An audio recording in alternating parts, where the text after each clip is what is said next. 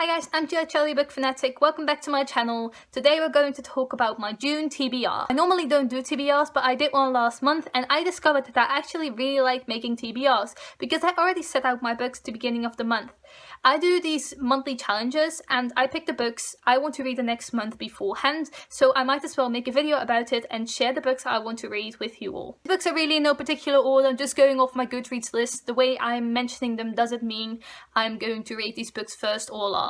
The first book I see on my list is Emmy and Oliver by Benway. This is the Dutch edition of Emmy and Oliver.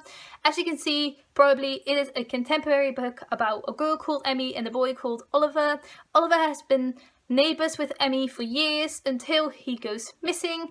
After 10 years of being missing, Oliver comes back to this town and Emmy and Oliver are trying to reconnect after all of these years. I got this book from the library and it was an accidental pick because I really wanted to pick another book, but I accidentally took this one with me, so I might as well read it. The synopsis does speak to me, so I guess I found a new book I want to read. I had heard of this on Dutch blog posts before because I am Dutch, so I don't really mind picking this one and I might as well read it now I have it. The next book I want to read is a novella in the Chaos Walking series by Patrick Ness. This is the first novella in the series and it takes place before book 1, which is The Knife of Never Letting Go. This novella is about Viola's journey to the new world, and Viola is basically the female main character from The Knife of Never Letting Go. I read The Knife of Never Letting Go in May and I didn't really like it, but the ending was such a cliffhanger I really want to continue on. And I have a challenge where I'll need to read a Between the Numbers book,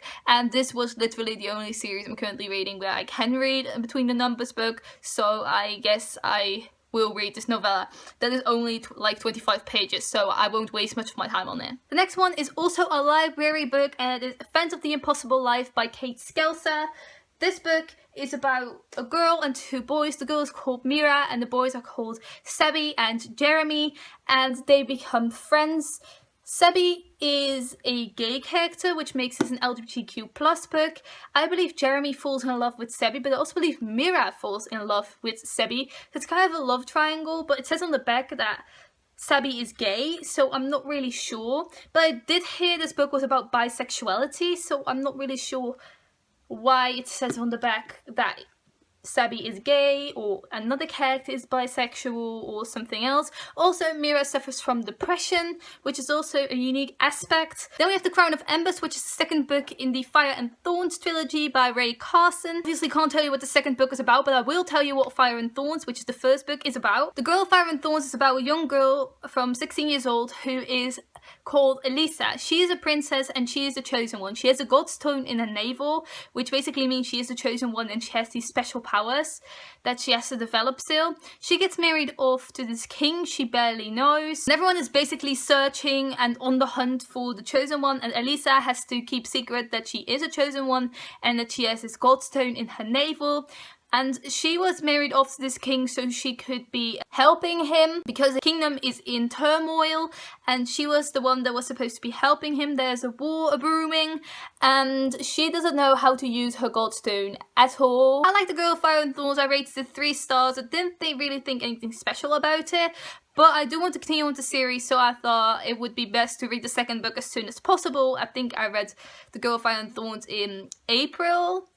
I think it was April. It wasn't that long ago anyway, but I think it would be best to read the second book as soon as possible so I don't forget the details from the first book. Then I want to read Anything But Broken, which is the first book in the Hurricane Creek series by Joelle Knox. This is a new adult book about a girl who comes back to Hurricane Creek from college, where she encounters the local bad boy who happens to be her dead sister's ex. And obviously they fall in love because that is the plot of the book.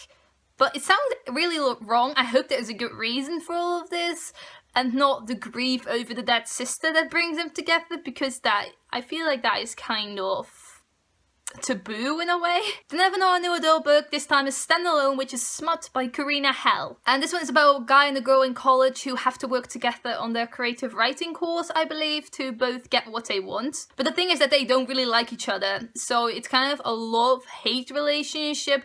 or hate turns into love, which I really like as a trope. I want to read another second book in the series, which is The Spirit Rebellion, which is the second book in the Legends of Eli Press by Rachel Aaron. Again, I can't tell you what the second book is about, but I can tell you what the first book is about, which is called The Spirit Thief.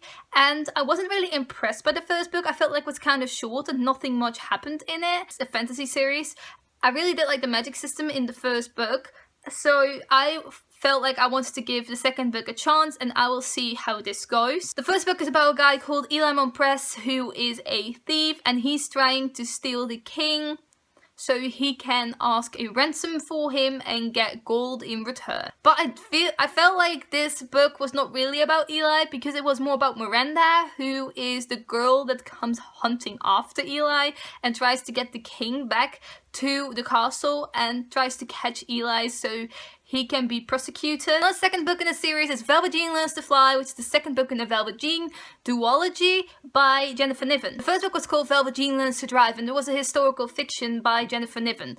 And the first book was about Velva Jean, who literally learned how to drive throughout the book. It's mostly a coming-of-age story about Velva Jean and how she grows up and how her life plays out in the Appalachian Mountains. Velva Jean's biggest dream is to sing in the Grand Ole Opry, and that is what she's trying to pursue throughout this book as well.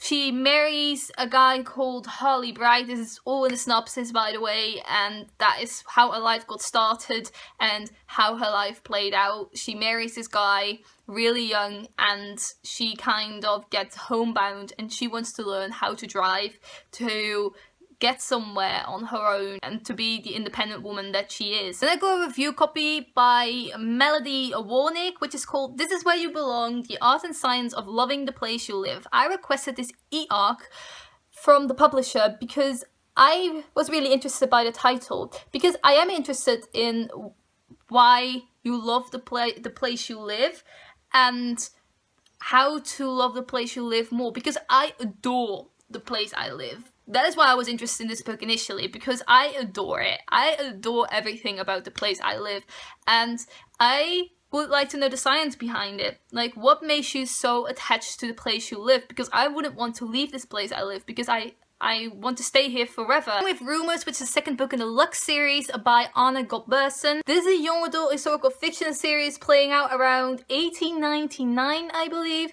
And it's about all these girls in pretty dresses. You know which time period I mean. And it's basically a guilty pleasure read for me. I wouldn't recommend this for great literature, or I wouldn't recommend this to anyone, basically. It's kind of like the Selection series. I haven't read the Selection series, by the way, but it's kind of like the Selection series, but set earlier, like 1899. And the first book was about all of these different characters who live in that time period and how they meet the person they will fall in love with and they are going to marry, and it's about all of these different characters. Maybe someday the first book in the Maybe series by Colleen Hoover is the next book by Colleen Hoover I want to read. I read Confess and Ugly Love back in May, and I wanted to give Colleen Hoover another chance. I didn't like Confess, which was the first book I read. I really liked Ugly Love, but I don't know if I will like Colleen Hoover's other work, because there was a book I didn't like and there was a book I did like. So I wanted to give her another chance, and I am going to read Maybe Someday, which a lot of people liked, and I already feel like I'm kind of spoiled for this, because I feel like I didn't want to know anything going into it, and some people have a different definition of a spoiler, I believe, but they did tell me something about the guy, the love interest in this story, that I didn't want to know before I got into it, so that's kind of a bummer. But this story is about Sydney, who gets cheated on by her boyfriend with her best friend, and she moves out of the apartment she shared with her best friend, I believe, and moves in with the guy across from her, who is also the love interest, and he plays guitar and he's really musically inclined. And I honestly don't know if this is true, but if she moves in with him, but I do know that she got cheated on by a boyfriend with her best friend, which is a really shitty thing to do, by the way. But I'm mostly excited for this book because of the music in it, because of the guy, and because of the songs that are in it. I don't know if there's more than one, but I know there is a song with this, and I can't wait to read the lyrics, and just another extra added to a book by Colleen Hoover, because she does it for every single book. In Confess, there was this amazing artwork paired with confessions, and in Ugly Love there was nothing extra in the book, but there was a song added to it that you can look up on YouTube. Then I'm finally going to read The Raven Boys, which is the first book in the Raven cycle by Maggie Stiefvater. Everyone is raving about this, and especially since the fourth and final book just came out, The Raven King, I felt like I should just read it finally because it has been on my TBR the longest. Like, it's literally at the top of the list of my TBR from the book I added first. And I just need to read this. I don't know what it's really about. I think it's about a girl called Blue who gets involved with the Raven Boys. There's 4 or 5 boys that are going to this prep school, and they are all going to look for a Welsh king. It honestly sounds so weird. Also, Blue has this curse put on her that her true love will die or something if she kisses him, which sounds really interesting, but also quite weird again. And everyone loved it, and I just don't know what it's really about. So I want to find out for myself. Another reread for me, I'm going to reread Throne of Glass, which is the first book in the Throne of Glass series by Sarah J. Maas. I read this book a long time ago, and I already read the novellas I didn't read before yet from The Assassin's Blade, and I want to reread Throne of Glass because I know the big plot points, but I don't know the details anymore, so I want to reread that and get on with the series because, again, everyone's been raving about it, and I did like the first book the first time I read it, so I just feel like I need to start over and finally get through it because I'm so curious about what happens in the next books and how all of these love and romance things are going to play out because I've heard so many things about it. And the last book I'm planning on reading this month is Forgive Me, Leonard, Peacock by Matthew Quick. This book is about a guy called Leonard Peacock who wants to commit suicide, but before he's going to commit suicide, he wants to kill his former best friend who is constantly tormenting him. So he's going to shoot his former best friend and then is going to commit suicide. But he leaves these 4 thank you notes to these 4 people that meant a lot to him and made him feel a lot less weird. And then he's going to commit suicide again. I have been wanting to read this book for so long. I have put it on hold at the library multiple times, but it was never there when I actually went to get it, and otherwise I was too late to get it. So I finally have it from the library and I'm going to read it, and I feel like this is going to break my heart, but I am so ready for it. So these are the 14 books I'm going to be reading in June. Believe me, I can do it. And I hope you enjoyed this video. Have you read any of these books? What did you think about them? Do you want to read any of these books? Let me know down below. Thank you for watching. Goodbye!